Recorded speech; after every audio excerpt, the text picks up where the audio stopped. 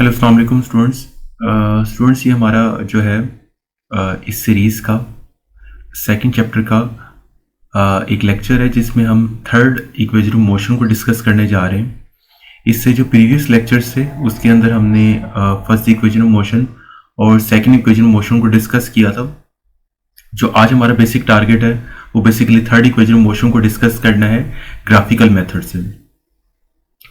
शुरू करते हैं, इक्वेशन को समझना स्टार्ट करते हैं। स्टार्टिंग में जो फर्स्ट लाइन लिखी हुई है इसको आप कट ऑफ करते हैं, इसको लिखने की जरूरत नहीं है। In the speed time graph as shown the figure 2.26, ये लाइन आपको लिखने की जरूरत नहीं है, ये आप कट ऑफ कर दें। यहां से आपने स्टार्ट करना है द टोटल एरिया से, यहां से टोटल एरिया से। मैं इसको अंडरलाइन कर देता हूं, हाईलाइट कर देता हूं। लिखा हुआ था टोटल एरिया, तो total distance traveled by the body is given by the total area OABD under the graph। Basically जो आपका एरिया है वो टोटल एरिया वो OABD है अंडर द ग्राफ। इस ग्राफ को जरा देख लेते हैं एक दफा। अगर हम ग्राफ को एक दफा नजर मार लें तो हमें पता चलता है टोटल एरिया हमारे पास O से लेकर A और O से लेकर A, फिर A से लेकर B, फिर B से लेकर D। हमें ये पता चल जाता है। ये हमारे पास 3 पॉइंट्स हैं। एक अगर हम पॉइंट को डिस्कस करना चाहें डिफरेंट पॉइंट्स में, एक पॉइंट O है, फिर एक पॉइंट A है, फिर एक पॉइंट B है और एक पॉइंट D है। ये टोटल एरिया है हमारे पास। अब जरा इस टोटल एरिया को डिस्कस कर लेते हैं हम डिफरेंट वे में कि total area OABD under the graph जो है हमारे पास, इसको रिप्रेजेंट करवाते हैं S से, और ये हमारे पास दो चीजों के इक्वल है। बेसिकली हमारे पास दो लाइंस हैं। एक हमारे पास है O से लेकर A वाली लेंथ, O से लेकर A वाली लेंथ। अगर आप इसको देखना चाहें तो मैं अंडरलाइन करता हूं इसको, O से लेकर A वाली लेंथ एक ये मेरे पास, और एक मेरे पास B से लेकर D वाली लेंथ है। ये O से लेकर A और B से लेकर D।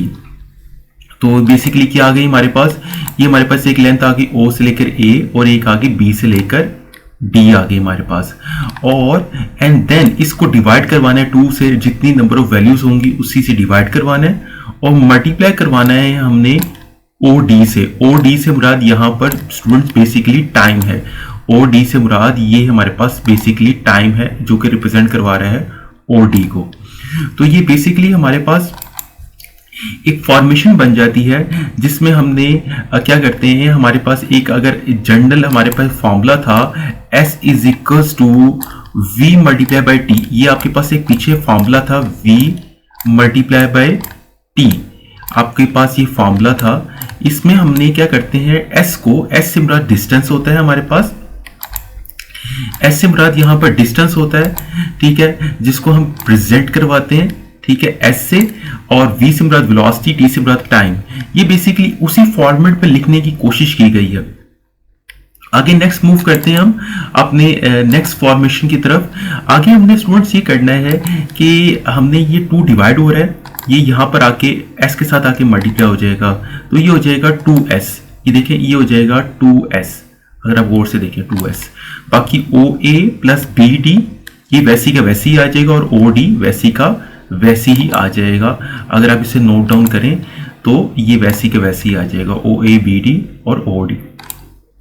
यहाँ पर एक बहुत इंपॉर्टेंट स्टेप है जिसको मैं हाईलाइट कर रहा हूँ डिफरेंट कलर से, कि ये जो हमने अब इस स्टेप के अंदर हमने BC और OD से मल्टीप्लाई करवाना है। अबव इक्वेशन को हमने BC और OD से मल्टीप्लाई करवाना है। ये स्टेप स्टूडेंट्स आपको याद रखना पड़ेगा।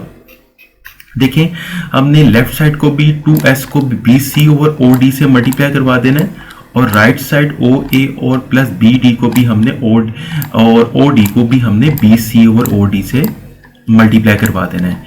यहाँ पर स्टूडेंट्स एक इंपॉर्टेंट स्टेप है, वो ये है कि ये वाला OD जो नीचे वाला है और ये वाला OD जो ऊपर वाला है ये कैंसिल हो जाएगा। बाकी बचेगा OA, ये आ गया OA, ये आ गया BD और बाकी ये आ गया BC, ये वैसी का वैसे ही आ गया। जबकि BC और OD भी वैसी का वैसे ही आ गया और 2S भी वैसी का वैसे ही हमने नीचे लिख लिया। अगर आप नोट डाउन करें यहां से तो ये 2S वैसी के वैसे ही, BC OA प्लस BD और BC वैसी का वैसे ही आ गया। अब यहां पर इंपॉर्टेंट स्टेप है, 2S वैसी का वैसे ही लिख दें। अब BC और OD ये हमारे पास बराबर होता है A के। बेसिकली हमारे पास जो BC और OD की वर्डिंग देखें आप, तो ये जो BC है ये बराबर होता है AT के, और OD बराबर होता है टाइम के। OD बराबर होता है टाइम के। आप पीछे ग्राफ की तरफ मूव करते हैं, देखें BC हमारे पास बराबर है किसके, AT के, और OD हमारे पास किससे इक्वल है, टाइम के। तो हमने बेसिकली यही किया है कि हमने BC की जगह पर AT पुट कर दी, OD की जगह पर T। अब ये T इस T से कैंसिल हो जाएगा, तो हमारे पास क्या बच जाएगा, हमारे पास बच जाएगा A, हमारे पास ये बच गया A। तो हमने BC और OD की यहाँ पर क्या पुट कर दिया, A पुट कर दिया। इसके अलावा OA हमारे पास है VI के, BD हमारे पास है VF के, ये हमने ग्राफ से देखकर लिखा है। देखें ये OA हमारे पास किससे इक्वल है, VI के। इसके अलावा और हमारे पास दूसरी इक्वेशन क्या थी, हमारे पास दूसरी इक्वेशन थी हमारे पास BD हमने पता ही है, हमें पहले से ही पता है कि BD हमारा जो टोटल B से लेकर D वाली लाइन है ये किससे इक्वल होती है, टोटल B से लेकर D वाली लाइन बराबर होती है VF के। ये मैंने आपको पहले भी इक्वेशंस पे लिखवाई है, ये आपको याद रखनी है। और जबकि BC, हमने BC को ब्रेक करना है। अब ये मैंने आपको पहले भी फर्स्ट इक्वेशन ऑफ मोशन में बताया था कि BC जो टोटल लेंथ है BC वो ब्रेक होती है दो हिस्सों में। B से लेकर C वाली लेंथ ब्रेक होती है दो हिस्सों में। और से नोट करिएगा, हमारे पास टोटल लेंथ है B से लेकर D, हम B से लेकर D में से माइनस कर देंगे। देखें ये हमारे पास टोटल B से लेकर D है, उसमें से हम माइनस करेंगे B से लेकर C माइनस C से लेकर D, हम इसको माइनस कर देंगे। अब आप इसको नोट डाउन करें, हमने क्या करना है, टोटल B से लेकर C वाली लेंथ में से हमने B से लेकर C वाली लेंथ में से हमने क्या करना है, टोटल B से लेकर C में से B से लेकर D टोटल है, उसमें से माइनस कर देंगे हम C से लेकर D वाली लेंथ को माइनस कर देंगे, ये हमारे पास आ जाएगा। ठीक है, तो अब आप यहां पर नोट करें तो हमारे पास जो BD वाली लेंथ है ये हमारे पास पहले से बराबर होती है किसके, VF के, ये हमारे पास VF के इक्वल होती है। और जबकि CD वाली लेंथ हमारे पास किससे इक्वल होती है, VI के इक्वल होती है, ये हमारे पास VI के इक्वल आ गया। ये मैं लिखने की कोशिश कर रहा हूँ पेन से, जो है कुछ राइटिंग प्रॉब्लम्स आएंगी, लेकिन आपको होपफुली समझ में आ रहा होगा। तो BD हमारे पास इक्वल है VF के, CD हमारे पास आ गया VI के, ये हमने पीछे ग्राफ से देखकर लिखा है। ये हमारे पास आ जाती है, ये वाली लेंथ आ जाती है ये। अब हमने क्या करना है कि यहाँ पर हमने VF को VF से मल्टीप्लाई करवा देना है, ये VF को VF से, तो V स्क्वायर ऑफ F हो जाएगा। और VI को हमने VI से मल्टीप्लाई करवा देना है, तो ये आ जाएगा VI स्क्वायर आ जाएगा। यानी VF को VF से और VI को VI से मल्टीप्लाई करवा देना है, जबकि 2AS को हमने ग्रेजुअली तरतीब से लिख देना है।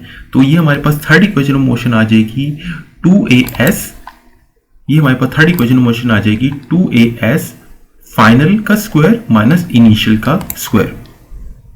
ये हमारे पास third equation of motion prove हो जाती है। यहां पर भी सबसे इंपॉर्टेंट दो स्टेप्स जो कि मैं आपको दोबारा से हाईलाइटेड कर देता हूं कि हमारे पास जो इसमें दो इंपॉर्टेंट स्टेप्स हैं, उनमें एक स्टेप ये जो है जो स्टार्टिंग का स्टेप है, उसके बाद हमने BC और OD से मल्टीप्लाई करवाना है, ये एक इंपॉर्टेंट स्टेप है। थर्ड स्टेप में हमने पास BC और OD हमारे पास A के इक्वल होता है। ये कैसे आया, हमने BC की जगह पर AT लिखा, OD की जगह पर T से कैंसिल हो जाएगा तो A आ जाएगा। OD और OD से कैंसिल हो जाएगा। यहां पर हमने BC को ब्रेक किया था, हमने BC को ब्रेक किया था BD माइनस CD में, ठीक है, ग्राफ को देखते हुए। ठीक है, BD की जगह पर लिखा VF, CD की जगह पर लिखा VI, तो ये आ गया VF माइनस VI।